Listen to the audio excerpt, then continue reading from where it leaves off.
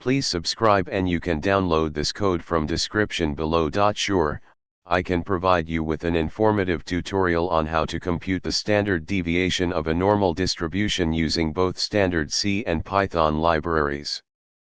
Let's start with C. First, include the necessary header files for input and output functions, mathematical functions, and random number generation. To calculate the standard deviation, we'll need a set of data points that follow a normal distribution. You can generate random numbers for this purpose. Here's a simple example that generates 100 random numbers and stores them in an array.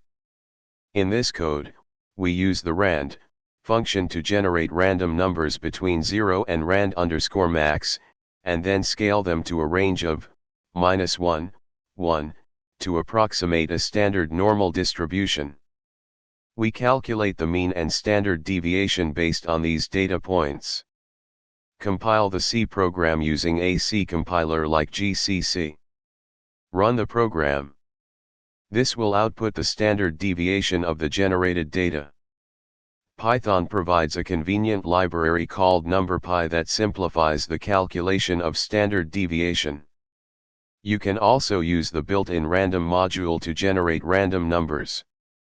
In this code, random.gauss 0, 1 generates random numbers from a normal distribution with mean 0 and standard deviation 1. Here, we use np.std from NumPy to calculate the standard deviation of the generated data. Save the Python code in a.py file and run it. This will display the standard deviation of the generated data. That's it.